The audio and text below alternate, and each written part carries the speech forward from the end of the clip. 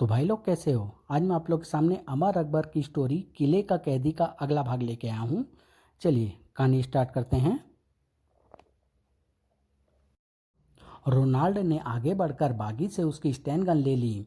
अमर ने काउंटर के पीछे जाकर रिंकू टिंकू का कॉलर से पकड़कर उठाया। माँ मुझे छोड़ दो, हम तुम्हें कोई नुकसान नहीं पहुंचाएंगे टिंकू, लेकिन कुछ देर के लिए तुम्हें बेहोश करना होगा, कहकर अमर ने टिंकू के सिर पर रिवॉल्वर का दस्ता दे मारा। फिर अमर बागी के निकट पहुंचा। मैं कुछ सवाल पूछूंगा, अगर तुमने जवाब देने में आनाकानी की तो तुम्हें गोली मार दूंगा। पूछो। तुम्हारे किले में आजुना का एक विमान चालक कैद है। हाँ, हम उस विमान चालक को कैद से छुड़ाना चाहते हैं। इसके लिए हमें किले के भीतर जाना होगा। तुम किले में नहीं जा सकते, फाटक पर सख्त पहरा है। तुम हमें किले के अंदर लेकर चलोगे, हम तुम्हारे मृत साथियों का लिबास पहन लेंगे, फिर दूर से हमें पहचाना नहीं जा सकेगा। मैं ऐसा नहीं कर सकता, मेरे साथी मुझे गद्दार समझकर मार देंगे, और अगर तुमने हमारा साथ न दिया तो हम तुम्हें मार देंगे। तुम्हारे लिए दोनों ही तरफ मौत है, लेकिन हमारा साथ देने में यह लाभ है कि हम वापस जाते हुए तुम्हें भी अपने साथ ले चलेंगे। इस तरह तुम्हारे साथी तुम्हारा कुछ नहीं बिगाड़ सकेंगे। बागी के सामने उनकी बात मानने के सिवाय कोई चारा नहीं था। वह दोनों मृत बागियों का लिबास पहनकर तीसरे बागी के साथ बाहर आए, जहां उनका ट्रक खड़ा था। ट्रक मैं ड्राइव करूंगा, मेरा साथी तुम्हारी कमर से रिवॉल्वर लगाकर बैठेगा। किले के फाटक पर पहुंचकर तुम पहरेदार से बात करके फाटक खुलवाओगे। अगर तुमने कोई चालाकी दिखाई या पहरेदार को सावधान करने की कोशिश की तो मेरा साथी तुम्हें तुरंत गोली मार देगा। फिर वह ट्रक में बैठकर किले की ओर रवाना हुए। कुछ ही देर में वह किले के फाटक पर पहुंच गए। कौन है? रोनाल्ड ने अपने कैदी की कमर में रिवॉल्वर की नाल चुभोई। मैं दाऊद हूँ, हम लोग शराब लेने गए थे। तुरंत ही किले का फाटक खुल गया। अमर ट्रक ले भीतर चला गया। आगे खुला मैदान था। यह ट्रक कहाँ खड़ा होता है? इस मैदान के अंत में पार्किंग है। मैदान के अंत में एक स्थान पर कुछ ट्रक खड़े थे। अमर ने ट्रक वहां ले जाकर रोक दिया। यहाँ तक तो सुरक्षित आ गए, अब बताओ वह पायलट कहाँ कैद है?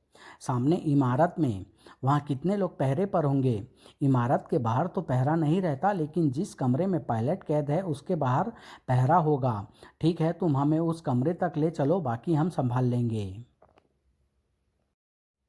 वह लोग बागियों का लिबास पहने हुए थे, इसलिए तुरंत पहचाने जाने का खतरा नहीं था। अपने कैदी के पीछे चलते हुए वह एक कॉरिडोर में प्रविष्ट हुए। इस कॉरिडोर के अंत में पायलट का कमरा है। कुछ ही क्षण में वह उस कमरे के निकट पहुंच गए। दो पहरेदार हैं, एक को तुम संभाल लेना। ओके। पहरेदारों ने उन्हें अपना ही साथी समझा था। उनमें से एक, जो दाऊद को पहचानता था, दाऊद से पूछ उठा, कहाँ घूम रहे हो दाऊद? वह तीनों निकट पहुंच गए। अचानक अमर और रोनाल्ड एक साथ उन पर झपटे। दाऊद अच्छी प्रकार यह समझ चुका था कि अब इन लोगों का साथ देने में ही उसकी भलाई है, इसलिए वह पूरा सहयोग दे रहा था। उसे भी अंदर खींच लाओ। दूसरे पहरेदार को रोनाल्ड खींचकर कमरे के भीतर ले गया। कमरे में सिर्फ एक बिस्तर लगा हुआ था जिस पर कोई सो रहा था। यही है वह पायलट। मैं इसको जगाता हूँ। झंझोड़ने पर पायलट ने आंख खोल दी। कौन है? घबराओ मत, हम दोस्त हैं, तुम्हें कैद से छुड़ाने आए हैं, उठकर हमारे साथ चलो। मैं चल नहीं सकता, बागियों ने मेरी दोनों टांगें तोड़ दी है, तो मैं तुम्हें कंधे पर उठा लेता हूँ। अमर ने उसे उठाकर कंधे पर लाद दिया। फिर वह कमरे से बाहर आए। अगर हम ट्रक तक सुरक्षित पहुँच गए तो समझ लो फिर कोई खतरा नहीं है। कॉरिडोर में उन्हें कोई पहरेदार नहीं मिला। आज भाग्य पूरी तरह हमारे साथ है। इमारत से बाहर निकलकर वह ट्रक की ओर बढ़े। जल्दी करो। तभी चार पहरेदारों की एक टोली उधर आ निकली। तुम लोग कैदी को कहाँ ले जा रहे हो? रोनाल्ड ने तुरंत ही पलटकर फायर किया। भागो! पहरेदारों ने उन पर फायरिंग आरंभ कर दी। रोनाल्ड ट्रक के निकट पहुंचकर ड्राइविंग सीट पर बैठ गया। अमर के पास आगे जाने का समय नहीं था। उसने पायलट को ट्रक के पिछले हिस्से में डाल दिया और खुद भी चढ़ गया। रोनाल्ड ने ट्रक स्टार्ट करके फाटक की ओर दौड़ा दिया।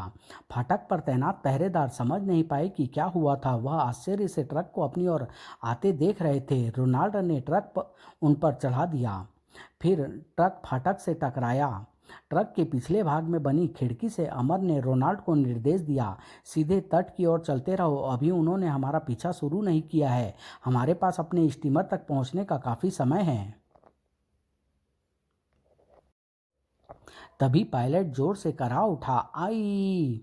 अमर लपक कर उसके निकट पहुंचा। ओ गॉड, यह तो घायल है, इसको पहरेदारों की चलाई हुई गोलियां लगी है, यह मर रहा है, नब्ज डूबती जा रही है। अमर ने उसे झंझोड़ते हुए कहा, आंखें खोलो दोस्त, प्लीज एक बार बता दो कि तुम्हारा जहाज किस स्थान पर दुर्घटना का शिकार हुआ था। बोलो दोस्त, तुम्हारा इस समय बोलना सारी मानवता के लिए लाभकारी हो सकता है। पायलट की आंखें बंद थी, लेकिन उसके होंठ धीरे धीरे हिल रहे थे। अमर ने झुककर उसके होठों से अपना कान लगा दिया था। तट पर जाकर रोनाल्ड ने ट्रक रोका और बाहर निकला। अमर, जल्दी करो, पायलट को लेकर नीचे आओ, पायलट मर चुका है। रोनाल्ड, क्या मतलब? सवाल स्टीमर पर चलकर पूछना, यहाँ रुकने में खतरा है। कुछ ही देर बाद वह स्टीमर में सुरक्षित खुले समुद्र की ओर जा रहे थे। खतरे की सीमा से दूर निकल आने के बाद रोनाल्ड ने पूछा, वह पायलट कैसे मरा अमर? पहरेदारों की गोलियों से। तुम उसके साथ ट्रक के पिछले भाग में थे, क्या उसने मरने से पहले तुम्हें कुछ बताया था? हाँ, उसने मुझे जहाज गिरने की सही जगह बता दी है। सच? मुझे भी बताओ, उसने तुमसे क्या कहा था? बताना क्या है, कल सुबह मैं समुद्र में गोता लगाकर वह ब्रीफकेस निकाल लाऊंगा। वह रात अमर ने स्टीमर पर ही बिताई। सुबह होते ही उसने रोनाल्ड को स्टीमर एक दिशा में ले चलने का निर्देश दिया, यहाँ से 5 नॉटिकल मील दक्षिण की ओर चलो। स्टीमर गहरे पानी में चला जा रहा था और अमर दिशा सूचक यंत्र देखकर कुछ हिसाब लगाने में व्यस्त था। फिर एक स्थान पर उसने स्टीमर रुकवाया, यहीं रोक दो और एक किश्ती पानी में उतार दो। अमर ने गोताखोरी का लिबास पहन लिया। रोनाल्ड ने स्टीमर से एक छोटी मोटर बोट समुद्र में उतार दी थी। रेडी? यस। वो अमर भी बोट में उतर गया। अब यहाँ से दाईं ओर चलो। स्टीमर से लगभग 500 गज दूर आने के बाद उसने बोट रुकवाई और पानी में कूद गया। पायलट ने उसे बिल्कुल सही स्थान का पता दिया था। नीचे गहरे पानी में सचमुच विमान मौजूद था। विमान से ब्रीफकेस निकालने में उसे कोई परेशानी नहीं हुई। फिर वहीं पानी में रुककर उसने अपनी कलाई पर बंधी घड़ी खोली और उसकी एक घुंटी पकड़कर चाबी बाहर खींच ली। अमर की घड़ी में चाबियों की बहुत सी घुंटियाँ थी। यह चाबी उसने ब्रीफकेस के ताले में प्रवेश कर दी। चाबी ताले के छेद में अटक गई। कुछ क्षण बाद वह बोट से कुछ दूरी पर पानी में उभरा। ब्रीफकेस मिला? हाँ, मिल गया, मैं बोट पर आ रहा हूँ। इसकी ज़रूरत नहीं है, सिर्फ वह ब्रीफकेस मेरी ओर उछाल दो। ओह, तुम मेरे साथ बेईमानी करना चाहते हो? हीरे अकेले ही हड़प करना चाहते हो? अब यह नाटक छोड़ो भारतीय जासूस अमर खन्ना, तुम अच्छी तरह जानते हो कि उस ब्रीफकेस में क्या है। ओहो, तो तुम जानते हो कि मैं कौन हूँ? हाँ, मैं तुम्हें अच्छी तरह पहचानता हूँ, तुम्हारी फाइल मैं अपने हेडक्वार्टर में देख चुका हूँ। तो फिर तुमने मुझे अपना साथी क्यों बनाया? इसलिए कि तुम सचमुच बहुत चालाक और बहादुर हो। मैं जानता था कि तुम यह ब्रीफकेस जरूर ढूंढ निकालोगे। इसे हासिल कर लेना कम से कम मेरे बस की बात तो थी नहीं, लेकिन अब मैं इसे तुमसे ज़रूर छीन सकता हूँ। ठीक है रोनाल्ड, मैं ब्रीफकेस तुम्हें दे दूंगा, लेकिन पहले यह बताओ कि तुम किस देश के लिए काम कर रहे हो? मेरा देश इजराइल है और यह ब्रीफकेस हमारी ही संपत्ति है। तो लो, अपनी संपत्ति संभालो। अमर ने ब्रीफकेस बोट की ओर उछाल दिया था और खुद पानी में गोता लगा गया। ब्रीफकेस बोट के फर्श पर गिरा और भड़ाम। अमर पानी के भीतर स्टीमर की ओर तैर रहा था, जो वहां से कुछ दूरी पर खड़ा था। अगले दिन अमर के मुख से सारी घटनाएं सुनकर अकबर का मुंह खुल गया। "आ- आपने यह अच्छा नहीं किया।" क्यों?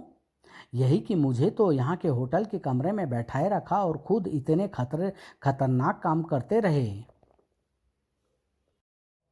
सॉरी डियर, दरअसल कोई ऐसा मौका ही नहीं आया जो तुम्हारी ज़रूरत पड़ती। चलिए कोई बात नहीं, आप अपने मिशन में सफल रहे, मेरे लिए यही बहुत खुशी की बात है। लेकिन आपने उस ब्रीफकेस को बम में कैसे बदल दिया था? बम तो ब्रीफकेस में पहले से ही था। मैंने तो ब्रीफकेस के ताले में अपनी घड़ी की एक विशेष चाबी कील कील की तरफ फंसा दी थी। जब ब्रीफकेस बोट के फर्श से टकराया तो उस चाबी से ताले की चोट पहुंची और भीतर रखा हुआ बम फट गया। आपका भी जवाब नहीं है। ब्रीफकेस को ही हैंड ग्रेनेड का रूप दे दिया, सिर्फ इसलिए कि जनरल दुबे ने मुझे ब्रीफकेस में रखे बम के बारे में बता दिया था। तो फिर अब वापस चलने की तैयारी की जाए। जनरल दुबे मिशन की कामयाबी का समाचार सुनकर खुश हो जाएंगे। हाँ, आज रात ही हम वापस चल रहे हैं। समाप्त।